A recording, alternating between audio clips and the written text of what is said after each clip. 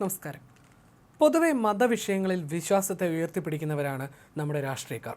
ശാസ്ത്രവും മതത്തെയും കൂട്ടിക്കെട്ടി വെളുപ്പിച്ചെടുക്കുന്ന പരിപാടിയാണ് നമ്മുടെ നാട്ടിലെ ഭൂരിഭാഗം രാഷ്ട്രീയക്കാരും പൊതുവെ ചെയ്യാറുള്ളത്.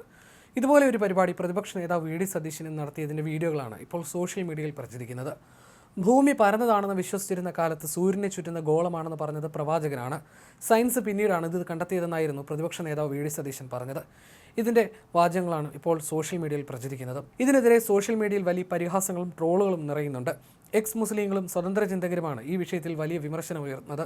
എല്ലാ മതഗ്രന്ഥങ്ങളും അത് പിറന്ന കാലത്തുള്ള അറിവുകൾ മാത്രമാണ് ഉള്ളതെന്നും ഖുറാനിലും ഭൂമി പരന്നത് എന്ന് തന്നെയാണ് പറയുന്നതെന്നുമാണ് ആരിഫ് ഹുസൈൻ തെരുവത്തിനെ പോലുള്ള സ്വതന്ത്ര ചിന്തകർ ചൂണ്ടിക്കാട്ടുന്നത്. സ്വതന്ത്ര ചിന്തകനും സോഷ്യൽ മീഡിയ ആക്ടിവിസ്റ്റുമായ ഡോക്ടർ മനോജ് ബ്രൈറ്റ് ഇങ്ങനെ എഴുതുന്നു: ഭൂമി പരന്നതാണെന്ന് വിശ്വസിച്ചിരുന്ന കാലത്ത് സൂര്യനെ ചുറ്റുന്ന ഗോളമാണെന്ന് പറഞ്ഞത് പ്രവാചകനാണ്. സയൻസ് പിന്നീടാണ് ഇത് കണ്ടെത്തിയത്. വി ഡി സതീശൻ. രണ്ട് വാചകങ്ങൾ, രണ്ടും തെറ്റ്. ഭൂമി പരന്നതാണെന്ന് ഒരു കാലത്തും ഈ വിഷയത്തിൽ അറിവുള്ളവർ വിശ്വസിച്ചിരുന്നില്ല. ഭൂമി ഉരുണ്ടതാണെന്ന് പുരാതന കാലം മൂത്ത തന്നെ പണ്ഡിത ലോകത്തിന് അറിയാമായിരുന്നു. ഇനി കൃത്യമായി പറഞ്ഞാൽ ഭൂമി സൂര്യനെ ചുറ്റുകയല്ല. ഭൂമിയും സൂര്യനും ബാരി സെൻറ്റർ എന്നൊരു ബിന്ദുവിന് ചുറ്റുമാണ് കറങ്ങുന്നത്. ഭൂമിയുടെയും സൂര്യൻ്റെയും ബാരി സെൻറ്റർ സൂര്യൻ്റെ ഉള്ളിലായതുകൊണ്ട് വേണമെങ്കിൽ ഭൂമി സൂര്യനെ ചുറ്റുകയാണെന്ന് പറയാമെന്ന് മാത്രം. ഇതേ ന്യായം വെച്ച് വ്യാഴം സൂര്യനെ ചുറ്റുന്നില്ല എന്നും പറയാം. വ്യാഴവും സൂര്യനും സൂര്യന് പുറത്തുള്ള ഒരു ബാരി സെൻറ്ററിന് ചുറ്റുമാണ് കറങ്ങുന്നത്. ബാരി സെൻറ്ററിൻ്റെ കാര്യം പറഞ്ഞിട്ടുള്ള ഏതെങ്കിലും ഗ്രന്ഥമുണ്ടെങ്കിൽ കൊണ്ടുവരി. ഇങ്ങനെയാണ് ഡോക്ടർ മനോജ് ബ്രൈറ്റിൻ്റെ പോസ്റ്റ് അവസാനിക്കുന്നത്. അതേസമയം 6-ാം നൂറ്റാണ്ടിൽ പ്രവാചകന് മുമ്പേ തന്നെ മനുഷ്യൻ ഈ അറിവ് നേടിയിരുന്നതായി എഴുത്തുകാരനും സോഷ്യൽ മീഡിയ ആക്ടിവിസ്റ്റുമായ ബഷീർ പേങ്ങാട്ടേരി ചൂണ്ടിക്കാട്ടുന്നു. ഒന്നാമതായി, ഭൂമിയുടെ ആകൃതിയെക്കുറിച്ചുള്ള തിരിച്ചറിവിലേക്ക് മനുഷ്യർ എത്തിയത് എങ്ങനെയാണെന്ന് നോക്കാം. ഇരുണ്ട കാലഘട്ടത്തിലെ വിശ്വാസങ്ങളിൽ നിന്ന് മാറി ഭൂമി ഒരു ഗോളമാണെന്ന ആശയം ശാസ്ത്രീയമായി ഉയർന്നു വന്നത് 7-ാം നൂറ്റാണ്ടിനും 1000-ലധികം വർഷങ്ങൾക്ക് മുൻപെയാണ്.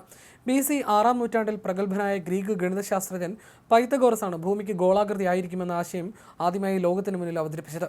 പിന്നീട് BC 4-ാം നൂറ്റാണ്ടിൽ പ്രശസ്ത തത്വചിന്തകനായ അരിസ്റ്റോട്ടിൽ ഇത് കേവലം ഒരു ആശയം എന്നതിലുപരി നിരീക്ഷണങ്ങളിലൂടെ തെളിയിച്ചു. ചുവരിലെ നിഴല് നോക്കി രൂപം മനസ്സിലാക്കുന്നത് പോലെ ചന്ദ്രഗ്രഹണ സമയത്ത് ചന്ദ്രനിൽ പതിക്കുന്ന ഭൂമിയുടെ നിഴൽ വക്രാകൃതിയിലാണെന്ന നിരീക്ഷണമാണ് അദ്ദേഹത്തെ ഈ കൃത്യമായ നിഗമനത്തിലെത്തിച്ചത്. ഇതിനെല്ലാം ശേഷം BC 3-ാം നൂറ്റാണ്ടിൽ അലക്സാണ്ട്രിയയിൽ ജീവിച്ചിരുന്ന ഇറാത്തോസ്തനീസ് എന്ന ശാസ്ത്രജ്ഞൻ അതിശയകരമായ ഒരു പരീക്ഷണം നടത്തി. വ്യത്യസ്ത നഗരങ്ങളിൽ കുത്തനെ നിർത്തിയ വടികളിൽ സൂര്യപ്രകാശം പതിക്കുമ്പോഴുണ്ടാകുന്ന നിഴലുകളുടെ കോണളവുകൾ കണക്കൂട്ടി അദ്ദേഹം ഭൂമിയുടെ ചുറ്റളവ് അത്ഭുതപ്പെടുത്തും വിധം കൃത്യതയോടെ അളന്നു തിട്ടപ്പെടുത്തി. അതുപോലെ 5-ാം നൂറ്റാണ്ടിൽ ജീവിച്ചിരുന്ന ഇന്ത്യൻ ഗണിതശാസ്ത്രജ്ഞനായ ആര്യഭട്ടൻ തന്റെ ആര്യഭട്ടയത്തിൽ ഭൂമി ഗോളാകൃതിയിലാണെന്ന് സംശയലേശമെന്നെ രേഖപ്പെടുത്തിയിട്ടുണ്ട്. ഇതെല്ലാം സൂചിപ്പിക്കുന്നത് പ്രവാചകന് മുൻപേ സ്വതന്ത്രമായി ചിന്തിക്കുന്ന മനുഷ്യർ തെളിവുകളുടെ അടിസ്ഥാനത്തിൽ ഈ സത്യങ്ങൾ കണ്ടെത്തിയിരുന്നു എന്നാണെന്ന് ബഷീർ തന്റെ ഫേസ്ബുക്ക് പോസ്റ്റിൽ ചൂണ്ടിക്കാട്ടുന്നു. ഏറ്റവും രസകരമായ കാര്യം, സതീശന്റെ വാദത്തിലെ ഏറ്റവും വലിയ ശാസ്ത്രീയ പിഴവാണ് ഭൂമി സൂര്യനെ ചുറ്റുന്നു എന്നത്. ശാസ്ത്രത്തിന്റെ അവസാന വാക്കെന്ന ധരിച്ചാണ് ആ പിഴവ്. എന്നാൽ ആധുനിക ശാസ്ത്രം സങ്കീർണമായ മറ്റൊരു യാഥാർത്ഥ്യം കൂടി നമുക്ക് മുന്നിൽ തുറന്നു വെക്കുന്നുണ്ട്. യഥാർത്ഥത്തിൽ ഭൂമിയോ മറ്റ് ഗ്രഹങ്ങളോ കൃത്യമായി സൂര്യന്റെ കേന്ദ്രത്തെയല്ല ചുറ്റുന്നത്. ഇതിനെ മനസ്സിലാക്കാൻ ഭാരക്കൂടുതലുള്ള ഒരു മുതിർന്നയാളും ഒരു ചെറിയ കുട്ടിയും പരസ്പരം കൈകോർത്ത് പിടിച്ച് വട്ടത്തിൽ കറങ്ങുന്നത് സങ്കല്പിച്ച് നോക്കുക. അവർ കറങ്ങുന്നത് മുതിർന്ന ആളുടെ ശരീരത്തിന്റെ കൃത്യം മധ്യഭാഗത്തെ അടിസ്ഥാനമാക്കിയല്ല, മറിച്ച് അവർക്കിടയിലുള്ള ഭാരക്കൂടുതലുള്ള ആളിനോട് ചേർന്ന് നിൽക്കുന്ന പൊതു ഗുരുത്വ കേന്ദ്രത്തെ അടിസ്ഥാനമാക്കിയാണ്. ഇതിനെയാണ് ശാസ്ത്രം ബാരി സെൻറ്റർ എന്ന് വിളിക്കുന്നത്.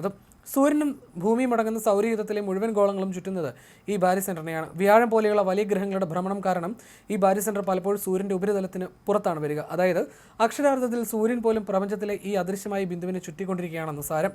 ഈ പറയുന്ന ബാരി സെൻറ്ററിനെ കുറിച്ചോ സങ്കീർണമായ ഗുരുത്വാകർഷണ നിയമങ്ങളെക്കുറിച്ചോ ഏതെങ്കിലും പ്രാചീന ഗ്രന്ഥങ്ങളിലോ വാമൊഴികളിലോ പരാമർശമുണ്ടോ? തീർച്ചയായും ഇല്ല. കാരണം അത്തരം ഗ്രന്ഥങ്ങൾ ആ കാലഘട്ടത്തിലെ മനുഷ്യരുടെ പരിമിതമായ അറിവുകളുടെയും കാവ്യാത്മകമായ സങ്കല്പങ്ങളുടെ മാത്രം സമാഹരണമാണെന്നും ബഷീർ ചൂണ്ടിക്കാട്ടുന്നു.